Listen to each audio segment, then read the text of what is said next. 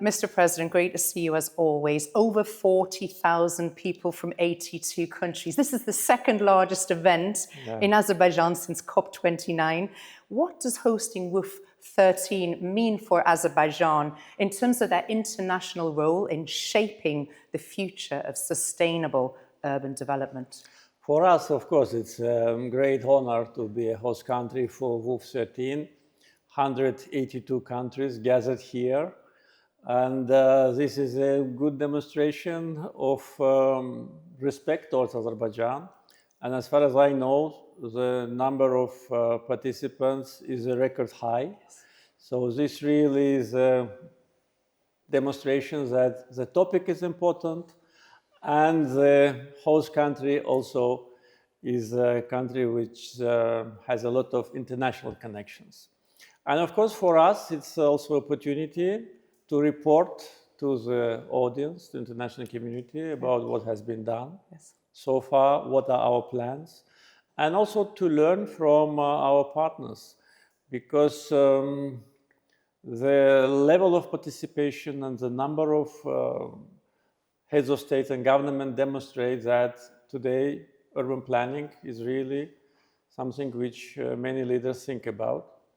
And as I said in my remarks, harmony between preservation of historical heritage and architectural heritage and need to modernize the cities should go hand by hand.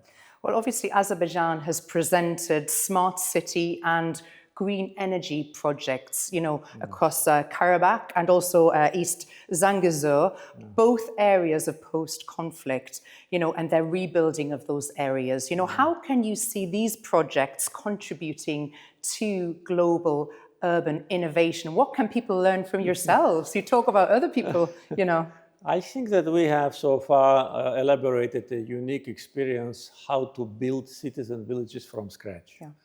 It was unfortunately due to the large-scale devastation of the occupied territories, so we had to do it. So the step-by-step approach, and in some cases the parallel track on development led to the fact that in 5 years' time we already have 85,000 people returned back.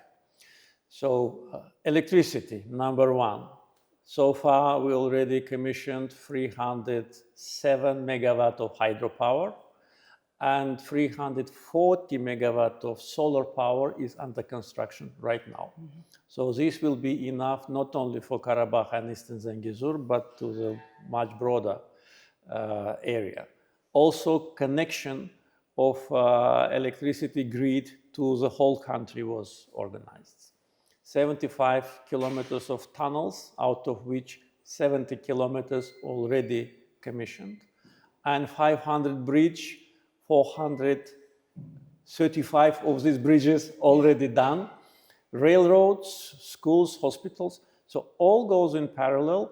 And first years of reconstruction, mainly we invested in infrastructure, now we mainly invest in housing. And the city plans, smart city, smart village concept, plan for every village, all that is being done. So this really, for those countries which suffered the similar problems like we did, that could be a pattern for reconstruction. A blueprint, so to speak, for the rest of the world to follow suit, which is amazing. Now, Azerbaijan has also become a very important contributor to Europe's energy security. How do you see Azerbaijan's role evolving as Europe diversifies there? Yeah, we started our cooperation on energy track with Europe some time ago. Especially it, had a speed-up process after 2020, when we commissioned the Southern Gas Corridor, which today provides natural gas for 16 countries. Yes.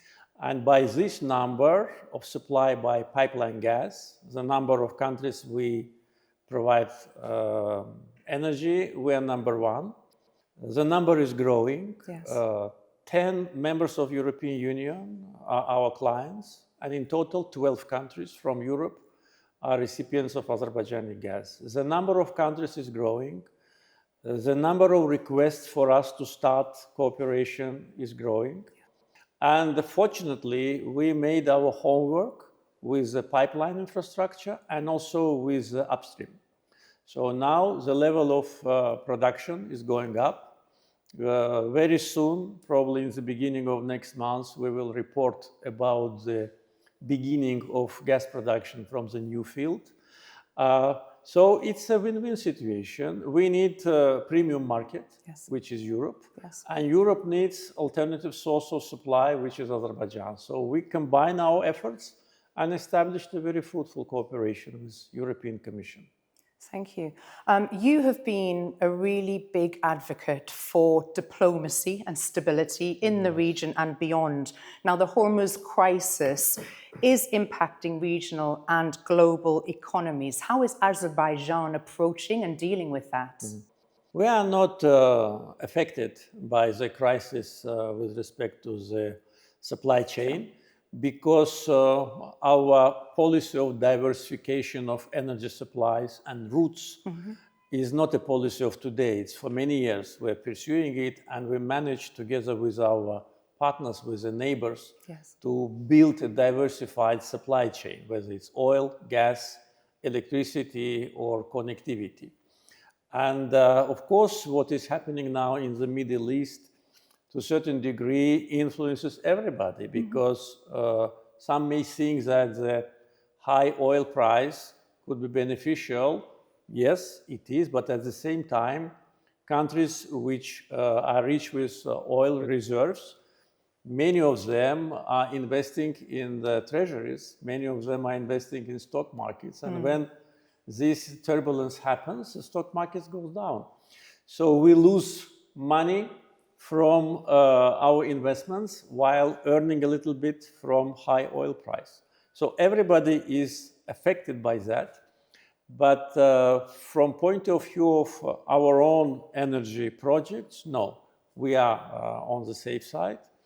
And always, as you mentioned, advocate for diplomacy. Without diplomacy, we wouldn't have been able to deliver our resources to the markets. Yeah. Because we had to go across the countries to have good relations with neighbors of the neighbors, established a multilateral format of cooperation, create a win-win situation between producers, transitors, consumers, so everyone obeys the rules and everyone gets profit.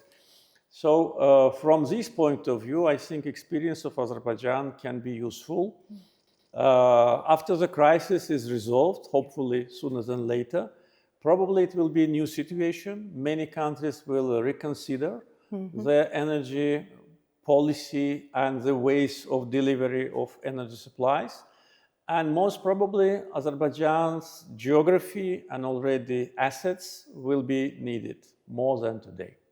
Mr. President, always a pleasure to speak to you. Thank you so much Thank for you talking very to us much. today, as always. Thank you. Very Always much. pleasure to Thank see you.